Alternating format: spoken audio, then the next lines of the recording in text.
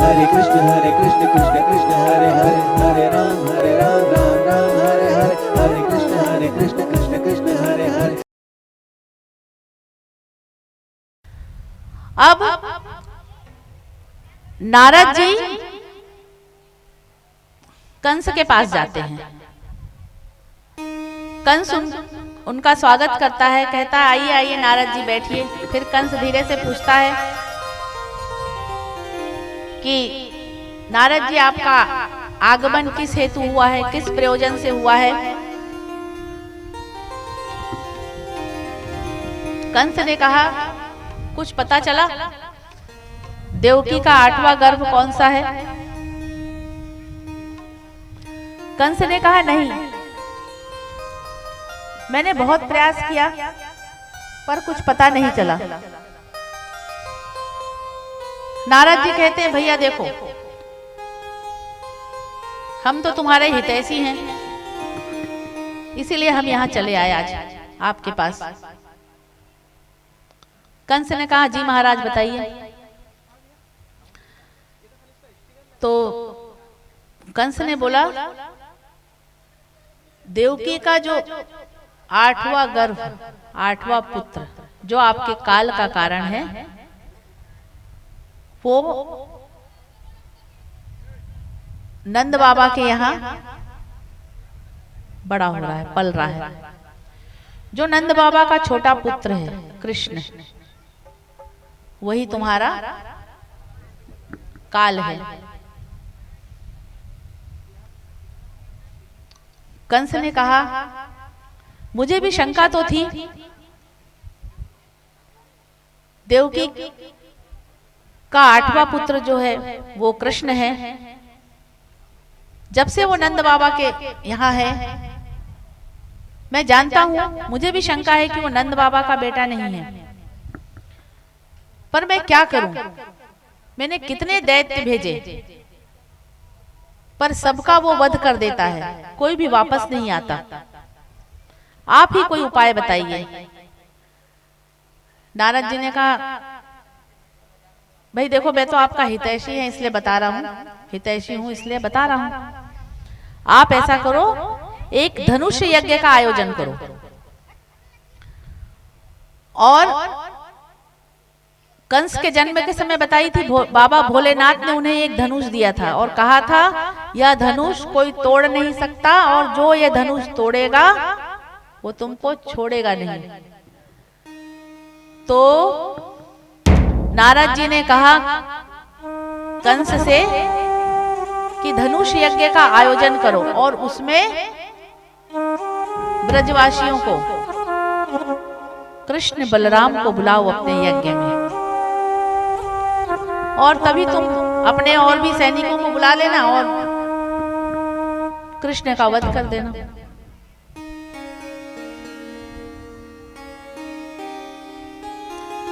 नारद जी ने कहा अगर ये धनुष यज्ञ निर्विघ्न टल जाए, कोई विघ्न बाधाएं ना आए, तो समझो तुम्हारी जीत हो गई। और अगर कोई विघ्न बाधाएं आ गई तो समझ लो यजमान की मृत्यु निश्चित है। ये बोलकर नारायण नारायण बोल के नारद जी चले आए। अब इधर आज शरद पूर्णिमा की रात्रि है। कौन सी रात्रि है? शरद पूर्णिमा की रात्रि है। पूरे वर्ष भर शरद पूर्णिमा का जो चंद्रमा होता है, पूर्ण चंद्रमा, सबसे बड़ा चंद्रमा, प्रकाश में चंद्रमा, इतना मनोहारी चंद्रमा पूरे वर्ष नहीं होता है। ध्यान दिया आप लोगों ने? देखा है शरद पूर्णिमा के चंद्रमा को? नहीं दिया हो तो अब दे देना ध्यान। और शरद पूर्णिमा के दिन मेरे ठाकुर जी की रासलीला को याद करना, आप भी गोपी बन जाओगे। आज शरद पूर्णिमा की रात्रि है। भगवान ने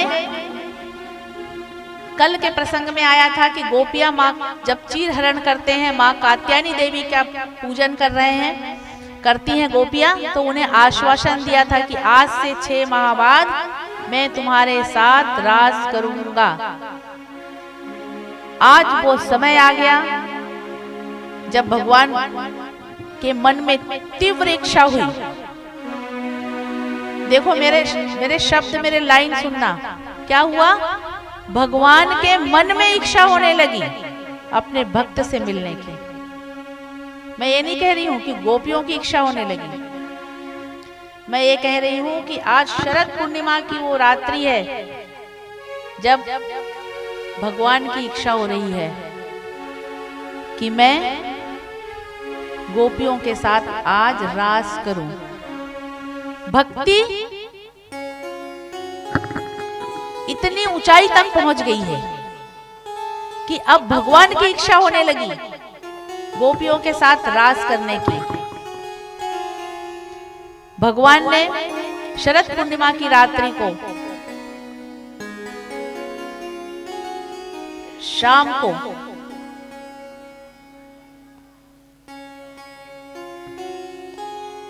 एक माधुर्य बांसुरी बजाई। रात्रि के समय बांसुरी बजाई। पहली बांसुरी बजाई ठीक संध्या के समय, शाम को।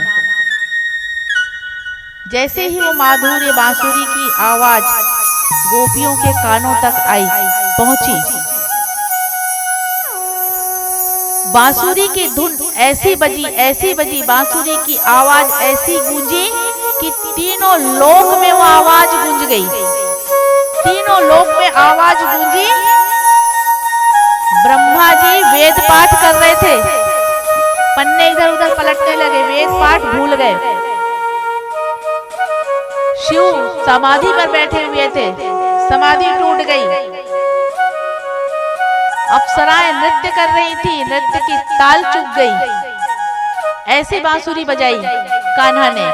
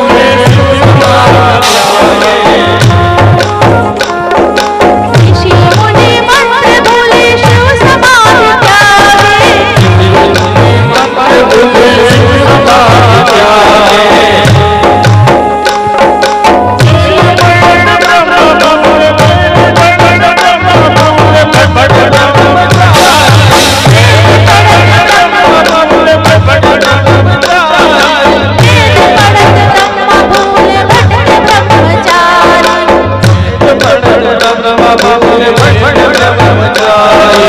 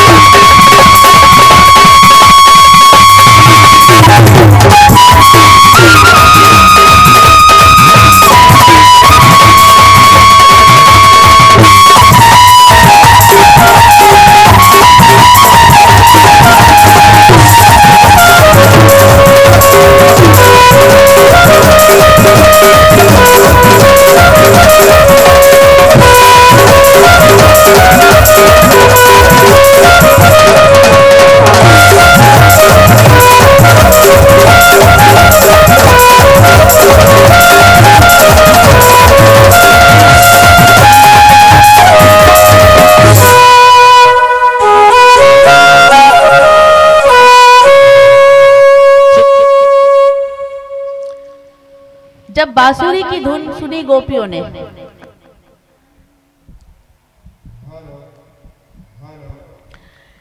निशम्य गीतम नदनगम वरदनम ब्रज स्त्रियः कृष्ण गृहीत मानसाः आजगमूर्य न्यून्यम लक्षितोद्यमा स यत्र कांतो जवलोले कुंडलः। जैसे ही बांसुरी की आवाज सुनी, जो गोपी जिस कार्य को कर रही थी उस कार्य को छोड़कर, जिस अवस्था में थी, श्रृंगार है नहीं है, अच्छे वस्त्र पहने हैं नहीं है, खाना बना रही है अधूरा खाना छोड़ दिया, गाय दूह रही है गाय का दूध निकालना छोड़ दिया, बच्चे को दूध पिला रही है उसको उठाकर साइड में रख दिया और खाना परोस रही है, पति को खाना खिला रही है, सब छोड़कर सारे मार्ग को पार करती हुई, ये भी नहीं देख रही है कि गड्ढा है, पानी है, जल है, कोई सड़क व्यवस्थित है नहीं है, मार्ग ठीक है नहीं है, कुछ भी नहीं देख रही है और दौड़ते दौड़ते चली आ रही है। कहां? उस वन में जहां उनके प्रियतम से मिलना है आज उन्हें। अब राष्ट्रीय परीक्षित पूछते हैं ये गोपियां क्या कर रही हैं? अब राजा परीक्षित के समझ से बाहर हो रही है बात। कथा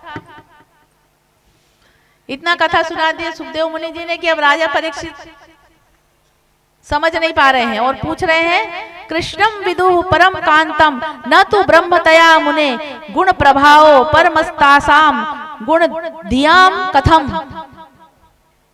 मुझे तो ये बात नहीं समझ में आ रही है कि ये गोपियां कर क्या रही हैं।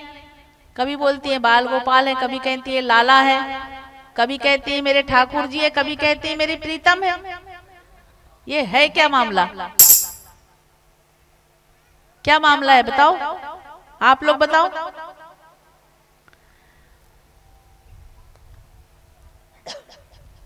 मामला ये है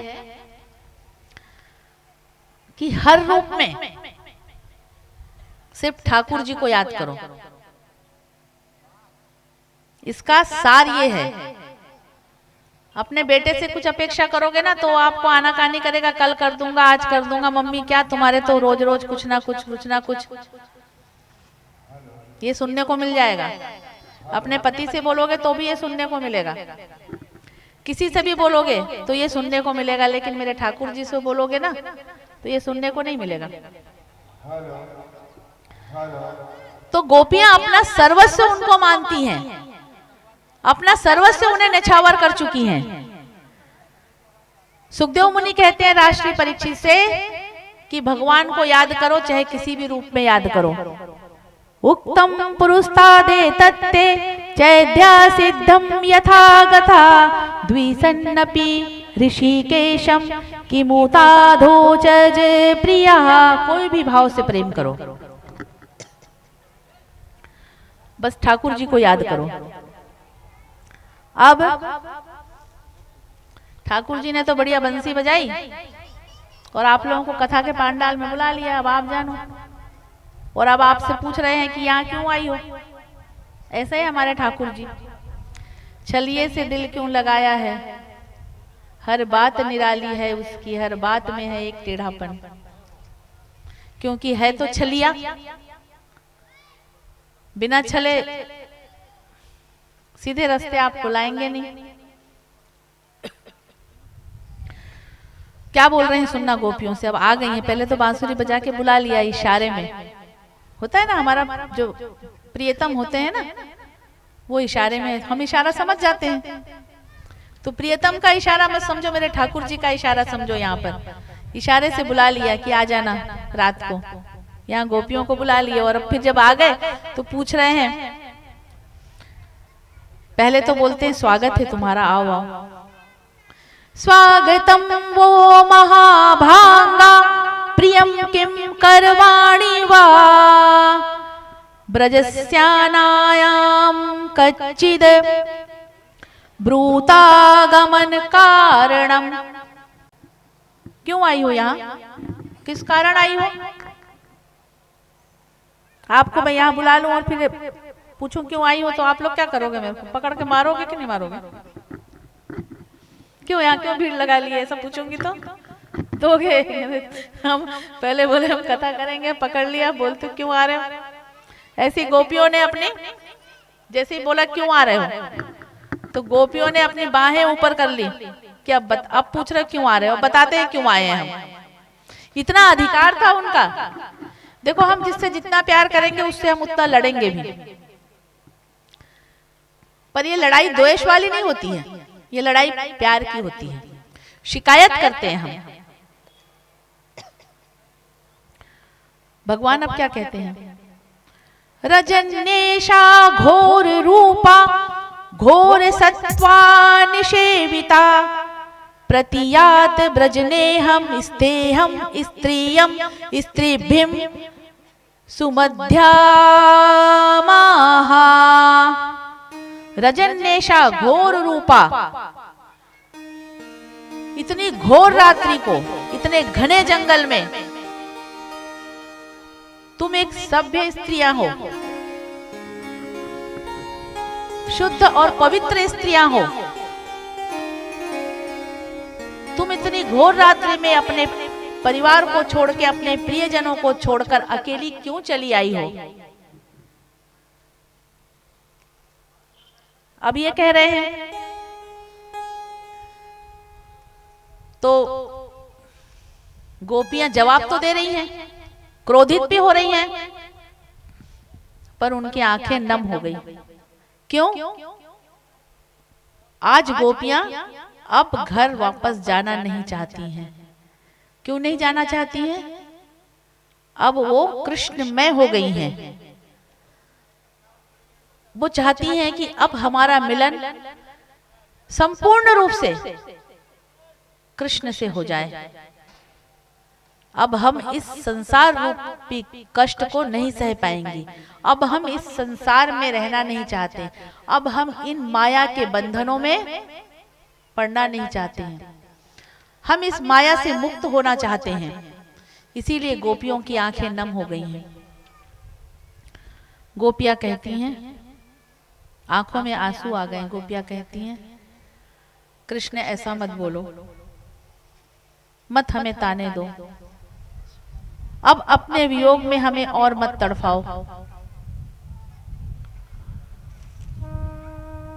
एक तरफ तो कहते हो, बांसुरी बजाते हो, बुलाते हो, और दूसरी तरफ कहते हो क्यों आई हो, घर वापस जाओ। अब हम घर वापस नहीं जाएंगे। कौन पति, कौन बच्चा, कौन परिवार? हमारे पति तो आप हैं, हमारा सर्वस्व आप हैं। ये तो सांसारिक पति हैं। जगत के पति तो आप हो। समझ चुकी हैं गोपियां, ये तो हमारे संसार के पति हैं। इसीलिए कृष्ण अब हमें जाने को मत कहो। हाथ जोड़ी बोले गोपाल। अब गोपाल हाथ जोड़ लिए हैं। हाथ जोड़ी बोले गोपाल, धन्य धन्य हो तुम सब ब्रज की बाला। हाथ जोड़े और बोले, गोपाल बोल रहे हैं कि धन्य धन्य तुम सब ब्रज की बाला। और गोपाल ने अपने बाहों को फैलाया, सब गोपियों को सब गोपियों का आलिंगन किया। ठाकुर जी ने आलिंगन किया, अर्थात अपने पास बुला लिया। और फिर सब गोपियां और राधा के साथ एक एक कान्हा प्रत्येक गोपियों के साथ कान्हा है। हर कोई सोच रहे हैं कान्हा मेरे साथ है, हर गोपी सोच रही है कान्हा तो मेरे साथ है, और सब नृत्य कर रही हैं। राधा नाचे, कृष्ण नाचे, नाचे गोपी जन। राधा नाचे, कृष्ण नाचे, नाचे गोपी जन। राधा नाचे, कृष्ण नाचे, गोपी जन। मन मेरा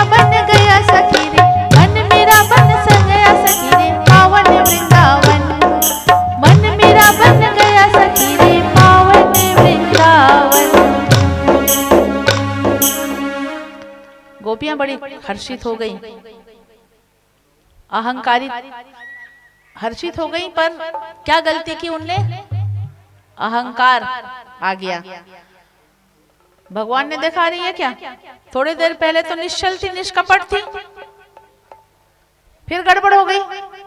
भक्ति का अहंकार बहुत जल्दी आता है। जब हम भक्ति करने लगते हैं ना, तो फिर जो लोग नहीं करते हैं, अरे ये क्या, इनके घर तो ऐसे बिना नहाए बन जाता है, हमारे घर देखो नहा कर ही भोजन बनता है, अरे उनके घर का क्या पानी पीने का लायक नहीं होते, सब ऐसे बिना नहाए सब छुआछूत करते रहते हैं। ये भक्ति का अहंकार है। वो तो कोई व्रत पूजा पाठ उपास नहीं करती है, हम तो बहुत उपास करते हैं। अरे करते हो तो अपने लिए करते हो। एक बात मैं और बोल दूं, ये अपने लिए से मुझे याद आई कि हर जीव, कोई सोचेगा कि हम किसी और के लिए व्रत कर रहे हैं, किसी और के लिए पूजा पाठ कर रहे हैं, तो ये ऐसा नहीं होता है, अपने लिए पूजा पाठ करता है। एक बात और बता दूं, ज्यादातर भाई लोग ये सोचते हैं हमको तो टाइम नहीं मिलता, हम तो अपने नौकरी और काम काज में व्यस्त रहते हैं, हमारी देवी जी सब कर लेती है। तो यहाँ भले 2-4 भाई लोग हैं, और जो हैं भी अपने अपने पति से जाके बोल देना, बता देना कि अगर पत्नी व्रत करती है और पति ये सोचे खूब घूमते रहे ठाठ से और कमाने में व्यस्त रहे, कमाना ठीक है, जीवन कर्तव्य का निर्वाह करना उनका कर्तव्य है, लेकिन अगर पति ये सोचे कि हमारी पत्नी कर रही है व्रत और उसका फल हमको मिल रहा है, तो ऐसा नहीं होता। परंतु पति जो सत्कर्म करते हैं, सुनना है, जो सत्कर्म करते हैं उसका आधा फल पत्नी को मिल जाता है, और जो दुष्कर्म करते हैं उसका पाप पूरा पति को ही मिलता है। उसका पाप का वो पाप के भागीदार नहीं हो आप, इसलिए चिंता ना करो, छोड़ दो उनको खुला, वही जाएंगे उनके साथ। अपन तो जो पुण्य कार्य कर रहे हैं और जो बचा कुचा वो पुण्य कार्य करेंगे, वो तो अपने को लग नहीं है। परंतु भाई लोग थोड़े से सजग हो जाए, अपने लिए पुण्य कार्य करना प्रारंभ कर दे, क्योंकि अगर पत्नी कर रही है तो वो उनको नहीं लगेगा। अब जब रास करे, भक्ति का अहंकार हो गया, तो भगवान वहां से अंतर्ध्यान हो गए, गायब हो गए। अब गोपियां फिर वियोग की विरह में फिर व्याकुल हो गई और कृष्ण को ढूंढने लगी, कृष्ण कृष्ण करने लगी, कहां गए कृष्ण, कहां गए कृष्ण। और नदियों से पूछ रही हैं, तुलसी माता से पूछ रही हैं, तुम तो हरि की परम प्रिय हो, हमेशा हरि के साथ रखती हो, बिना तुम्हारे तो वो भोग भी नहीं लगाते हैं, क्या तुम्हारे पास है? देखो सखी, ये मोर ने पंख फैलाया है, चलो मोर से चल के पूछते हैं, क्या इसने कृष्ण को देखा? कृष्ण कहीं नहीं दिख रहे हैं। फिर अब वो याद करते, वन वन भटक रही है, वन वन भटकते भटकते पूर्ण रूप से कृष्णमय हो गई और कृष्ण का श्रृंगार भी करने लगी। बोलती, अब तुम क्या करोगी? मोरे पखासी रे ऊपर राखी हो, क्या बोल रही है? मोरे पखासी रे ऊपर राखी हो, गुंजे की माले गरी पहरूंगी, ओढ़ी पीतांबर लैल कुटी बन, गोधन ग्वालन संग फिरूंगी, गोधन ग्वालन संग फिरूंगी, ओढ़ी पीतांबर लैल कुटी। मैं तो जैसे कृष्णमय हो गई हैं, मोर पखा शीश पर धारण करूंगी, गुंज की माल पहनूंगी, ओढ़ी पीतांबर लैल कुटी बन, गोधन ग्वालन संग फिरूंगी। अब गोपियां स्तुति करती है, जिसे गोपी गीत कहा जाता है। कृष्ण को प्राप्त करने का, कृष्ण प्राप्ति क्रम शाश्वत साधनम तद्वादाधुना, श्रेयशाम यद भवे चेय पावना नाम च पावनम, कृष्ण प्राप्ति करम शाश्वत साधनम तद्वादाधुना। कृष्ण प्राप्ति करने का सबसे सरल साधन है गोपी गीत। गोपी गीत का पाठ करो, आंखें बंद करके सब गोपी गीत श्रवण करेंगे।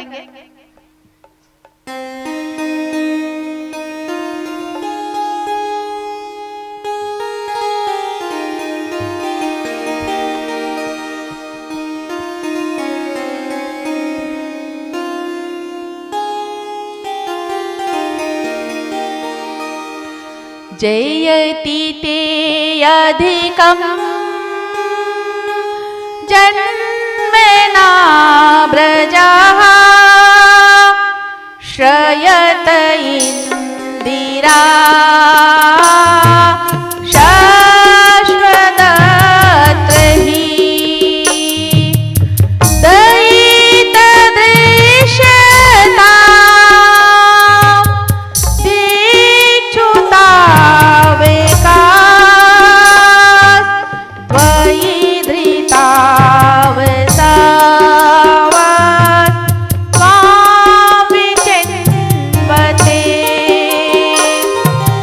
Shri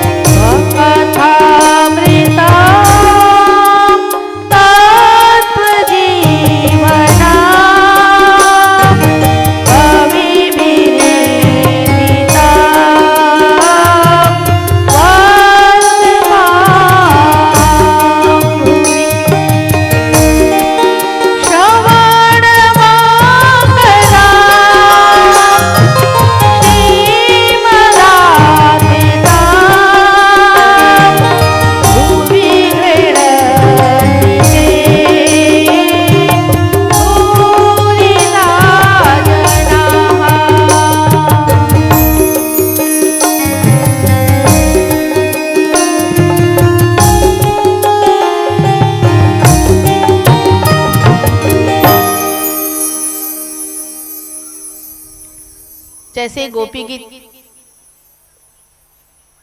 समाप्त हुआ, गोपियां रो रो कर इतनी तन मन होकर जब भगवान को बुलाई तो अचानक भगवान गोपियों के बीच में प्रकट हो गए। और जैसे ही भगवान प्रकट हुए, रास करना अभी प्रारंभ नहीं किया है। अब गोपियां बड़े खुश हो गई और किए रास रसिक बिहारी। अब बिहारी जी रास के लिए सबको तैयार कर रही हैं। जैसे कथा के लिए मैं तुम लोगों को बुलाती हूँ ना, आओ कथा सुनो, आओ नाचो, यहाँ गोल घेरा बना के नाचो। अच्छा कर रही थी अभी बीच में आपने। भगवान भोलेनाथ मचल रहे हैं, समाधि उमाधि सब भूल गए हैं, मचल रहे हैं अभी। अब रास में 6 माह तक रास किया भगवान ने गोपियों के साथ। ऐसे आप लोग भी 6 महीने तक लगातार कथा सुनो। अगर भगवान के साथ रास करना है तो 6 महीने तक लगातार सुनो, तो कृष्णमय हो जाओगी। तब आप भी बोलोगी मोर पखा सिर ऊपर राखी हूं। तो इस प्रकार भगवान शिव मचल रहे हैं। अब माता पार्वती बढ़िया श्रृंगार कर रही हैं रास में आने के लिए। और भगवान बोलते हैं कि मैं भी चलूंगा। अरे नहीं, वहां पुरुषों का जाना मना है, पुरुष नहीं जाएंगे, सिर्फ माताएं जाएंगी। भगवान शिव कहते हैं कि चलो ऐसा करो, तुम मुझे भी गोपी बना दो आज। अब भगवान माता ने बोला अब तुमको क्या मेकअप करें, बहुत चार्ज लगेगा ब्यूटी पार्लर का, अच्छे ब्यूटी पार्लर में ले जाना पड़ेगा। माता जी ले गई अच्छे वाले ब्यूटी पार्लर में। भगवान भोलेनाथ को बढ़िया शैम्पू वैम्पू करवाया, जटा वटा सब, जूड़ा तो बंदी कंघी नहीं होगी, जूड़ा कैसे होगा, जटा वटा सब खोला, सब बबूती सब रगड़े, सब साफ किया, फेशियल वगैरह सब करवाया और बढ़िया तैयार किया। तैयार करके लाए। उधर ब्रह्मा जी आए। भगवान ने ब्रह्मा जी को रास पे प्रवेश नहीं दिया। सुनो ध्यान से, ब्रह्मा जी को रास में प्रवेश नहीं दिया। और क्यों? क्योंकि ब्रह्मा जी ओज गुण, क्रोध जो करेगा वो रास में नहीं आएगा। कामदेव, काम की भावना जिसमें रहेगी वो रास में नहीं आएगा। कामदेव जी आए, खड़े हो गए। भगवान ने कहा भैया तुम्हारा कोई काम नहीं। कामदेव जी बोले मैं तो प्रवेश करूंगा। भगवान ने कहा प्रवेश करके दिखा दो। 7 वर्ष का बालक, भगवान ने रास कब किया? 7 वर्ष के हैं। 7 वर्ष का बालक, गोपियां, कई गोपियां बड़ी बड़ी हैं, 90-90 साल की, 95-95 साल की गोपियां हैं। कान्हा उनके साथ रास कर रहे हैं। कामदेव का क्या काम?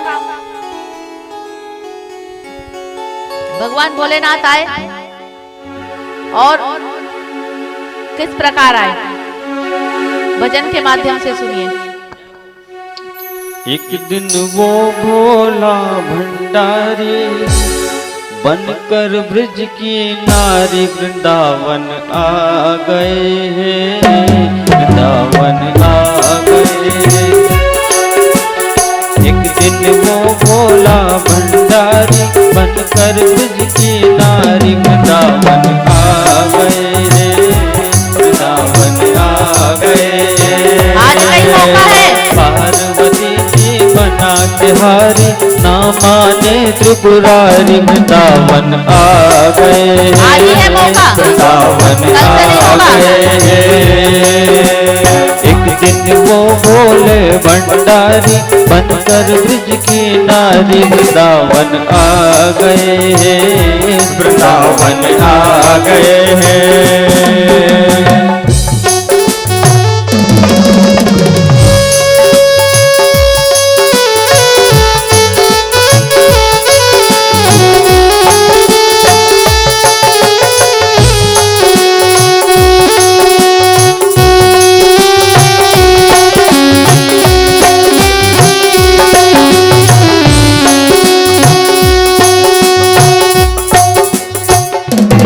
पार्वती से बोला बोले मैं भी चलूंगा तेरे साथ में, तेरे साथ में।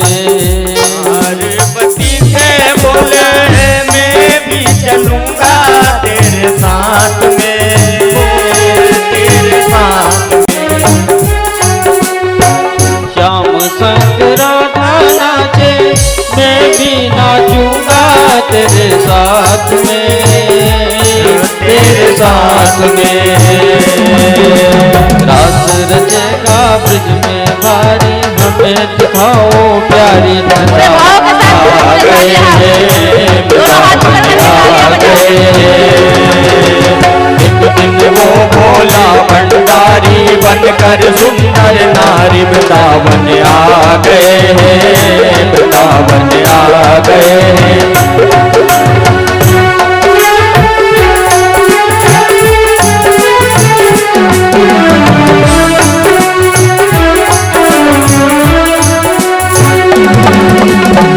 ओ मेरे भोले स्वामी कैसे ले जाऊं तुम्हें रात में, तेरे रात में। मेरे भोले स्वामी कैसे ले जाऊं तुम्हें रात में, तुम्हें रात में।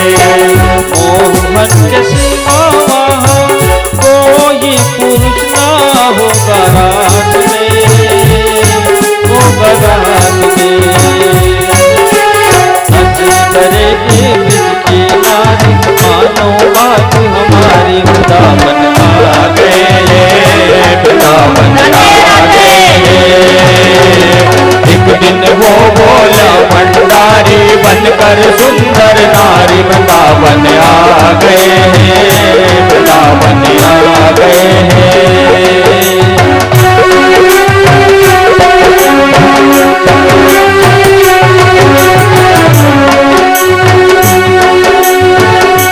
ऐसा बना दे मुझको कोई न जाने इस रात को, इस रात को।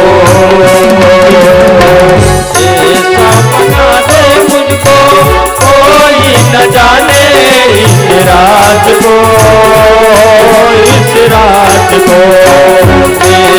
सहेली तेरी ऐसा बताना ब्रजराज को, ब्रजराज को। मैं हूँ तुम्हारी सखी ऐसा बताना ब्रजराज को, ब्रजराज को। लगा के बिंदिया पहन के साड़ी, लगा के बिंदिया पहन के साड़ी, चाल चले मतवाली वृंदावन आ गए हैं, वृंदावन आ गए। एक दिन वो भोला भंडारी बनकर सुंदर नारी वृंदावन आ गए हैं, वृंदावन आ गए।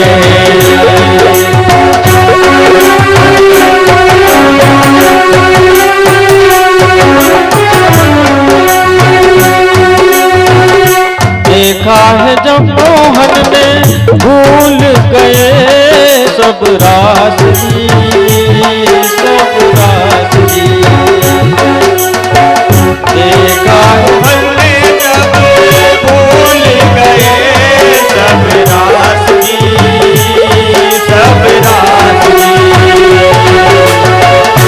ऐसी बजाई बंशी सुध बुध भूले भोलेनाथ जी, भोलेनाथ जी। ऐसी बजाई बंसी सुध बुध भूले भोलेनाथ जी, भोलेनाथ जी। सिर से सरक गई जब साड़ी तब उसका गिरधारी बबुल में आ गए, वृंदावन आ गए हैं। सिर से सरक गई है गाड़ी, हमारी वृंदावन आ गए हैं, वृंदावन आ गए हैं। एक दिन वो भोले भंडारी बनकर सुंदर नारी वृंदावन आ गए हैं, वृंदावन आ गए हैं। पार्वती जी मना के हारे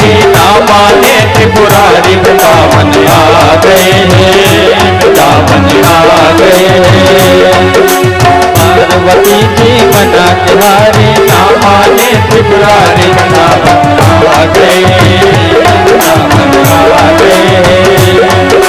दिन दिन वो बोले भंडारी, अंतर की नारी, वृंदावन आ गए, वृंदावन आ गए, वृंदावन आ गए, वृंदावन आ गए। बोलो राधे राधे। इस प्रकार भगवान ने गोपियों के साथ रास किया, 6 माह तक रास किया। आज जीव और ब्रह्म का संपूर्ण मिलन हो गया।